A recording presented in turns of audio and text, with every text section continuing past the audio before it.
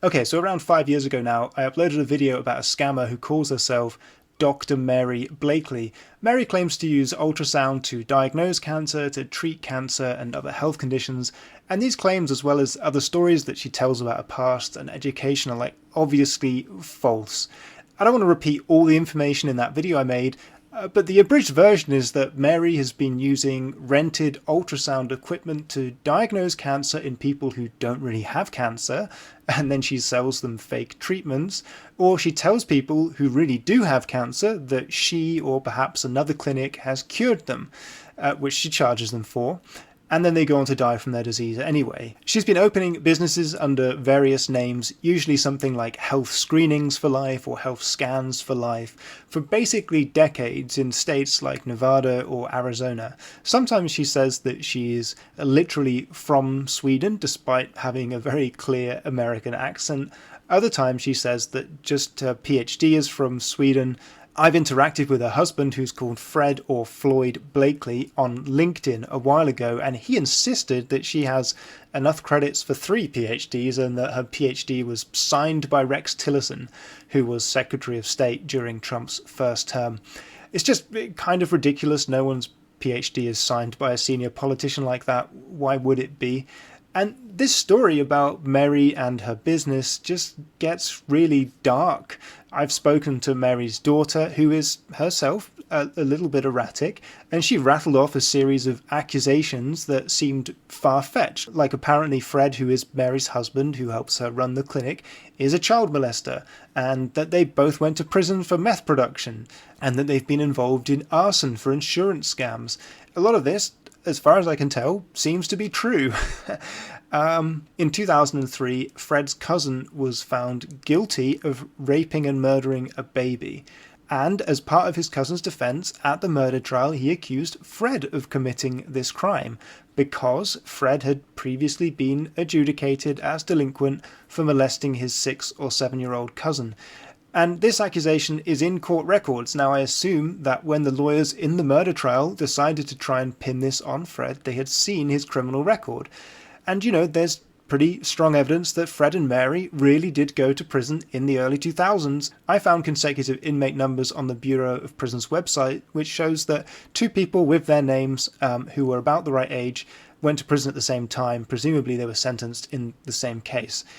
One of Mary's granddaughters died in really tragic circumstances, and recently Mary's daughter has been posting more comments saying that 3 of Mary's children have committed suicide and Fred molested all of them. And, I have to say that the accusations that Mary's daughter has been making, even if they come in all caps, should be taken seriously. Now, back to Mary's scams.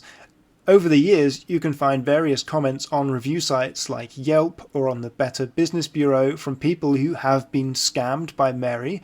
But because there is really not much information online about Mary, every now and again I get contacted by her victims, and recently I've heard from different people that over the last few years Mary has scammed someone who was very, very rich and politically well connected. Now, I don't know who that is, but it seems credible to me. And the reason I'm making this video, a couple of days ago, 2 web pages went live. Firstly, the FBI has posted a web page asking for victims of Mary Blakley to come forward. So for all the people who've left comments on my previous video, please go and fill out the FBI's form. And the Department of Justice has issued a press release that I'll read from now. Arizona couple that ran medical clinic business charged with conspiracy, fraud, and violating the Food, Drug, and Cosmetic Act. United States Attorney Jacqueline C. Romero announced the unsealing of an indictment against Mary Blakley. I'm not going to read all of the other names that they've used here. The indictment alleges that the 2 defendants were principals of a medical clinic business that charged clients throughout the United States approximately $300 for conducting what the defendants described as full body scans by use of an ultrasound machine. The defendants falsely claimed that through the deployment of smart chip technology invented by defendant Mary Blakley and purportedly added to the ultrasound machines, their full body scans could diagnose a wide variety of human diseases and medical conditions, including blood cancers such as leukemia and candida in the bowel. The indictment further alleges that the defendants falsely and fraudulently claimed that the Blakley clinic's full body scans using their purported smart chip technology could perform many other medical procedures, including colonoscopies, non-invasive prostate exams, and electrocardiograms. Based on the results of these full body scans, the defendants falsely and fraudulently prescribed to their human clients various supplements, creams, and veterinary products as treatments for conditions purportedly discovered during the full body scans.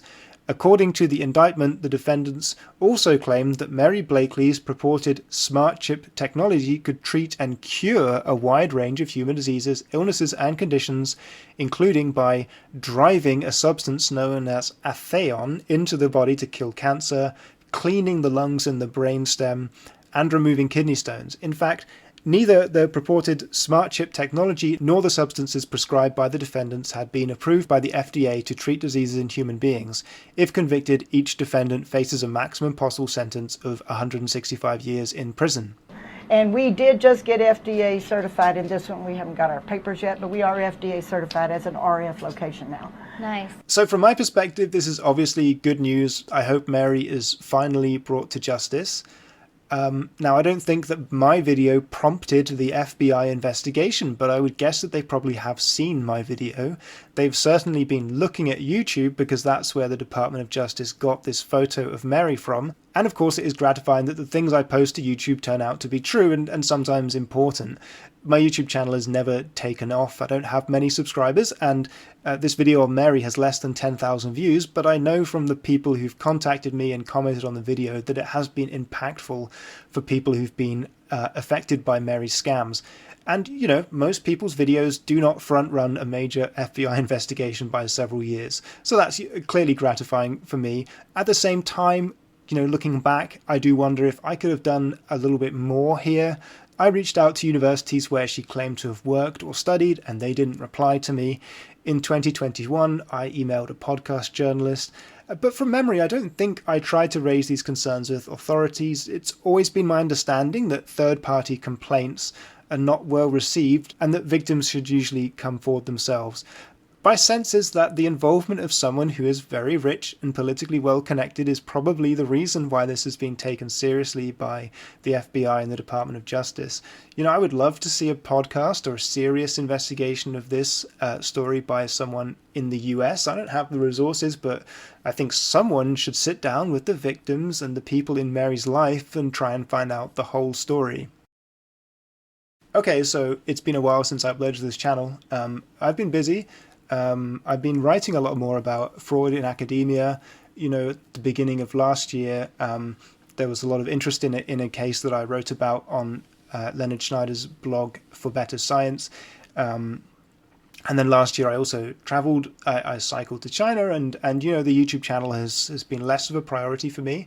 But I do want to upload more videos. It's just, I guess, I get to a point where there's this kind of block. Like, I want to upload stuff that I feel I'm satisfied with, which takes time to make, right? So I just haven't really carved out the amount of time that I need to make the kind of videos that I want to in my head. At the same time, you know, it's probably people probably were just like, like me to upload, but I want to upload. So, you know, I'll try and think about that. Hopefully it won't be so long before the next upload.